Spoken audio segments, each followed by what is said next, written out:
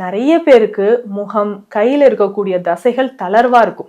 முகத்துல இருந்து தசைகளே அப்படி தொங்குற மாதிரி லூஸா இருக்கே அப்படின்னு நினைப்பீங்க. இந்த தளர்ந்த தசைகள் இறுக்கம் அடையறதுக்கு நம்ம என்ன செய்யலாம்? எந்த மாதிரியான உணவுகள்?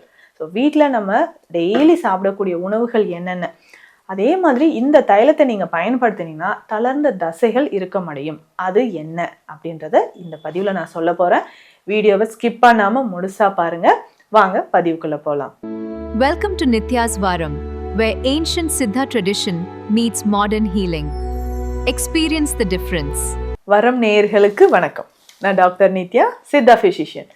இந்த பதிவுல நம்ம எதை பத்திங்க பார்க்க போறோம்? சித்த மருத்துவத்துல சித்தர்கள் சொன்ன நிறைய விஷயங்களை நம்ம ஒவ்வொரு பதிவுலையும் பார்த்துட்டு வரோம். இந்த பதிவுல நம்ம உடல்ல தசைகள் தளர்வு இருக்குன்னா அதை எப்படி சரி செய்யலாம்? தளர்ந்த தசைகளை இறுக்கம் அடைய நம்ம என்ன பண்ணலாம்? இது முகத்துல நிறைய பேருக்கு இந்த ப்ராப்ளம் இருக்குங்க. ஒரு 40 வயது 45 வயது கடந்துருச்சுன்னா நல்லா இருந்த முகம் நல்லா இருந்துச்சு, இப்போ ஸ்கின் எல்லாம் ஏன் இப்படி சேக் ஆகுதுன்னே தெரியலையே அப்படின்னு யோசிப்போம். தளர்ந்த மாதிரி இருக்கு. இந்த கண்ண பகுதியில எல்லாம் சின்னலாம் பார்த்தீங்கன்னா அப்படியே நமக்கு அந்த நல்ல சப்பியா இருந்தேன், இப்போ பார்த்தீங்கன்னா அப்படியே கீழே இறங்குன மாதிரி இருக்கு. விரிங்கிள்ஸ் சுருக்கமும் வந்துருச்சு அப்படின்னு சொல்லுவாங்க. அதே மாதிரி இன்னும் தசைகள் தளர்வு அப்படின்னு சொல்லும்போது அடிவயிற்று பகுதியில நிறைய பெண்களுக்கு ஆண்களுக்குமே பார்த்தீங்கன்னா வயிறு பெருசா இருக்கிறதும் அதனோட கீழே தொங்குற மாதிரி ஒரு தளர்வான ஒரு நிலை ஏற்பட்டுரும். இந்த தளர்ந்த தசைகளை இறுக்கமடைய என்னங்க செய்யலாம்? ஆர்ம்ஸ்ல, கைகள்ல நிறைய பேர் கை வந்து லேட்டரல் சைட்ல நீங்க நீட்டினீங்கன்னாவே தெரியும், அப்படியே தசை வந்து ரொம்ப தளர்ந்து போயிருக்கிறது, தொடைப்பகுதியில தசை தளர்ந்து போயிருக்கிறது. நீங்க உட்காந்தீங்கன்னாவே சைட்ல அந்த தளர்ந்த தசைகள், நீங்க ஒரு சேர்ல உட்காடுறீங்கன்னா அப்படியே சைட்ல எக்ஸ்ட்ரா ஒரு ஃபிட்டிங் வச்ச மாதிரி தெரியுது. ஸோ இந்த தசைகள் இறுக்கமடைய ஸ்பெஷலா முகத்திற்கு நம்ம என்னங்க பண்ணலாம் அப்படின்னு கேட்டீங்கன்னா, ஒரு 40 வயது இருக்கும்போதே உங்களுக்கு ஒரு ஸ்கின் கேர் ரொட்டீனாக இதை ஃபாலோ பண்ணிக்கோங்க. இது ரொம்ப முக்கியம். தசைகளுக்கு ஊட்டம் தரக்கூடிய விஷயங்களை கவனம் செலுத்துங்க. ஸோ கொஞ்ச நாளுக்கு அப்புறம் நம்ம என்ன ஆஃப்டர் டெலிவரி ஆகிடுச்சோ இப்போ நான் ஆஃபீஸ்க்கு ஓடிக்கிட்டே இருக்கேன், உங்களை நீங்கள் கேர் பண்ணிக்கிறதே மறந்துடுறீங்க அப்படின்னு சொல்லலாம். அப்போது இந்த அழகான ஒரு தோற்றம், அழகை விட இது ஆரோக்கியம் சார்ந்த ஒரு விஷயம்னே சொல்லலாங்க. தளர்ந்த தசைகள் இருந்துச்சுன்னா உங்களுக்கு என்ன ஆகும்னா நடக்கிறதுக்கு ஒரு சிரமம் இருக்கும். உடல் பருமன் ஆயிடுச்சு அப்படின்ற மாதிரி ஒரு நிலை வரும். ஸோ அந்த உடல் பருமனை நம்ம சரி செய்யறதுக்கு என்ன பண்ணலாம்? தளர்ந்த தசைகளை இறுக்கமடைகிறதுக்கு நம்ம என்ன செய்யலாம்? இதெல்லாம் நம்ம பார்க்கணும் இல்லைங்களா? ரொம்ப ரொம்ப ஈஸி தான். நிறைய பேருக்கு இந்த ஒரு வருத்தம் இருந்துகிட்டே இருக்கும். கண்ணாடியில் பார்க்கும்போது என்னடா முகம் இவ்வளோ சுருங்கி போயிடுக்கே, இந்த கன்னத்துலலாம் அப்படியே தசைகள் வந்து தொங்குற மாதிரி இருக்கே அப்படின்னு யோசிப்போம். அதற்கு நீங்கள் ஒரு 40 வயதுல இருக்கும்போதே சில விஷயங்களை ஃபாலோ பண்ணிக்கோங்க. தசைகள் தளர்வடையாமல் இருக்க முதல்ல நமக்கு புரோட்டீன் சார்ந்த உணவுகள் ரொம்ப முக்கியம். தவறாம புரோட்டீன் சார்ந்த உணவுகள் எடுத்துக்கோங்க. ஸோ இந்த புரோட்டீன் அப்படின்னு சொல்றதுனா மசில் ஃபைபரை நல்லா கட்டுக்குள்ள வைக்கக்கூடியது. மசில் ஃபைபர் நல்லா ஸ்ட்ரென்தன் ஆகிறதுக்கு இது ரொம்ப முக்கியம் அப்படின்னு சொல்லலாங்க. அப்போ இந்த மசில் ஃபைபரை நம்ம வந்து மெயின்டைன் பண்ணோம்னா என்னென்னலாம் பண்ணலாம்னா புரோட்டீன் ரொம்ப முக்கியம் இல்லையா? ஸோ நீங்கள் வந்து நான்வெஜ் சாப்பிட்றீங்க அப்படின்னா சூப்லாம் எடுத்துக்கலாம். ஸோ மட்டன் சூப்ஸ் ரொம்ப முக்கியம். அதுக்கு மாதிரி எலும்பு, அந்த போன் ப்ரோத் இருக்குது பார்த்தீங்களா? ஸோ அந்த சூப் நீங்கள் எடுக்கும்போது தசைகள் இறுக்கமடையும். இதில் கொலாஜன் அதிகமாக இருக்கும். So collagen, omega 3 fatty acids, இது எல்லாமே உங்களுடைய தசைகளை இறுக்கமடைகிறதுக்கு யூஸ்ஃபுல்லாக இருக்குங்க. இதை நீங்கள் எடுத்துக்கலாம். அதே மாதிரி சில வகையான சிறுதானிய உணவுகளை நீங்கள் பயன்படுத்தணும். தசைகள் இறுக்கமடையுதுன்னா அதுக்கு புரோட்டீன் ரொம்ப முக்கியம், கால்சியம், ஃபைபர் கண்டென்ட் ரொம்ப முக்கியம்.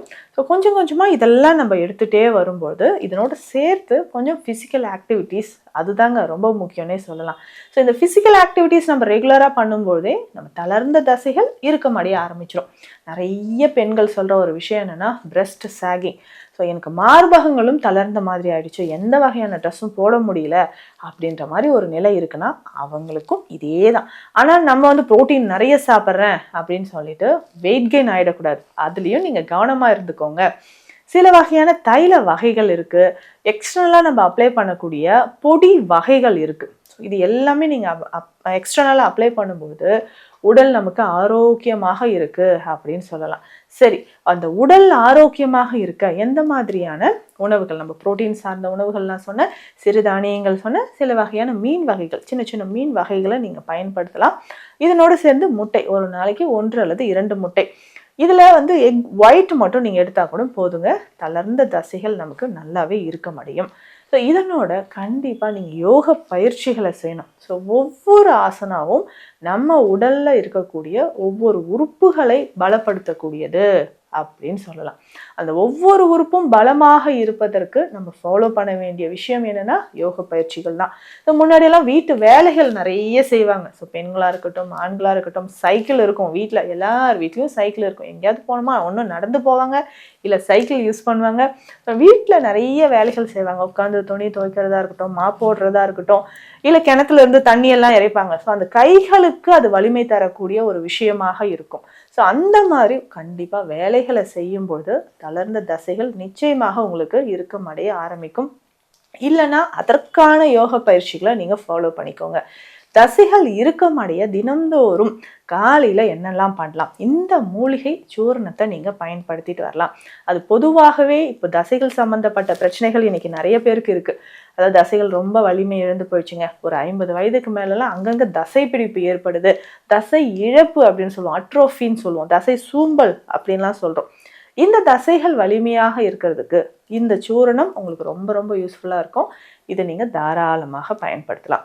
அப்போ சூரணம் அப்படின்னு சொல்லும்போது இதில் என்னென்ன மூலிகைகள் இருக்கும் அப்படின்றத பார்க்கலாம். முதல்ல அஸ்வகந்தா இதை நீங்கள் எடுத்துக்கணும். அதாவது அமுக்குரா கிழங்கு. ஸோ அமுக்குரா கிழங்கு ஒரு 100 கிராம் அளவுக்கு எடுத்துக்கணும். பூனைக்காளி விதை ஒரு 100 கிராம் நம்ம எடுத்துக்கணும். இதனோட கடுகு ரோகிணி, சிட்ராமுட்டி வேர், இது ரெண்டுமே 50 கிராம் தனித்தனியாக. இதனோட சீரகம் 50 கிராம், சோம்பு 50 கிராம். ஸோ இது எல்லாமே ஒன்றாக சேர்த்து சூர்ணமாக தினந்தோறும் காலையில் பாலில் கலந்து எடுத்துக்கலாம்.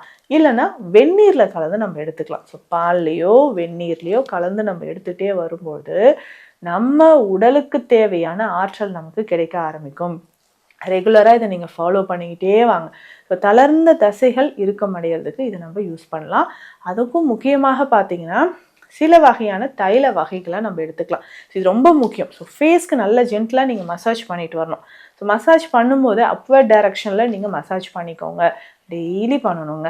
ஸோ டெய்லி தவறாமல் ஒரு 10லிருந்து 15 நிமிடங்கள் ஸோ ஃபேஸ்க்கு நல்லா மசாஜ் பண்ணிக்கிட்டே வரணும். கீழேருந்து மேல் நோக்கி நம்ம மசாஜ் பண்ணிக்கிட்டே வரணும். ஸோ கழுத்து, முகம், கண்ணை பகுதியில், நெற்றி பகுதியில் எல்லாமே நம்ம மசாஜ் பண்ணிக்கிட்டே வரும்போது கொஞ்சம் கொஞ்சமாக நம்மளுடைய தசைகள் நமக்கு ஆரோக்கியமாக இருக்கும். தளர்ந்த தசைகள் நமக்கு இறுக்கமடைய ஆரம்பிக்கும். ஸோ இதுதான் ரொம்ப மெயின் சொல்லலாம். நிறைய பேர் நம்ம பார்த்துருப்போம்.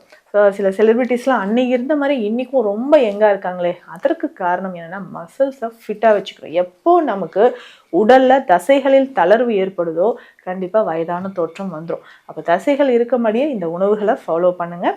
இதனோட எக்ஸ்ட்ரா நான் சொல்லக்கூடிய இந்த தைலம், காய திருமேனி தைலம் வாங்கிக்கோங்க. சித்தா மெடிக்கல் ஷாப்லேயே உங்களுக்கு கிடைக்கும்.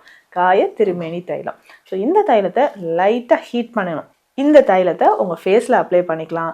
அடிவயிற்று பகுதியில் உங்களுக்கு தசைகள் தளர்வாக இருக்குது அப்படின்னு சொன்னால் அடிவயிற்று பகுதியில் அப்ளை பண்ணிக்கலாம்.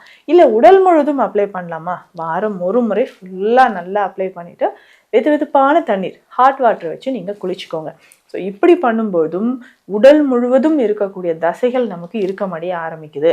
இல்லைங்க எனக்கு முகத்தில் இந்த கையில் மட்டும்தான், அதுவும் டெய்லி நீங்கள் அப்ளை பண்ணிக்கிட்டே வரலாம். ஸோ தைலம் மாதிரி இதை நல்லா அப்ளை பண்ணிவிட்டு கொஞ்சம் மசாஜ் பண்ணிக்கோங்க. ஸோ அப்படி செய்யும்போது தான் தசைகள் நமக்கு இறுக்கமடைய ஆரம்பிக்கும். இன்னொரு முக்கியமான விஷயம் என்னென்னா கீரை வகைகள். டெய்லி ஏதாவது ஒரு கீரையை நீங்கள் உணவில் சேர்த்துக்கோங்க. அது நிச்சயமாக நம்மளுடைய உடலுக்கு ஆரோக்கியத்தை தர மாதிரி இருக்கும். அதாவதுங்க தசைகள் இறுக்கமடைய இதெல்லாம் யூஸ்ஃபுல்லாக இருக்கும்னு சொல்லலாம். நம்மளுடைய நாட்டு காய்கறிகள், அதாவது முருங்கைக்காய், கொத்தவரங்காய், கோவக்காய், வாழை பிஞ்சு அவ்வளோ நல்லது. தசைகளை இறுக்கமடைய வாழைக்காய் வாதம் தரும். வாழை பிஞ்சு நம்ம பயன்படுத்தலாம். ஸோ இந்த மாதிரியான வெஜிடபிள்ஸை நீங்கள் ரெகுலராக எடுத்துக்கிட்டே வாங்க. உங்கள் உடல் நலனில் ஆரோக்கியம் கிடைக்கும். தளர்ந்த தசைகள் இறுக்கமடைந்து நம்ம இளமையான ஒரு தோற்றமும் உங்களுக்கு கிடைக்கும். ஸோ தசைகள்லையோ இல்லை உங்கள் சரும பிரச்சனைகளுக்கோ சித்த மருத்துவ ஆலோசனைகள் தேவைப்பட்டால் ஸ்க்ரீனில் இருக்கிற நம்பருக்கு கால் பண்ணுங்கள். நன்றி. Welcome to Nitya's Varam, where ancient Siddha tradition meets modern healing. Experience the difference.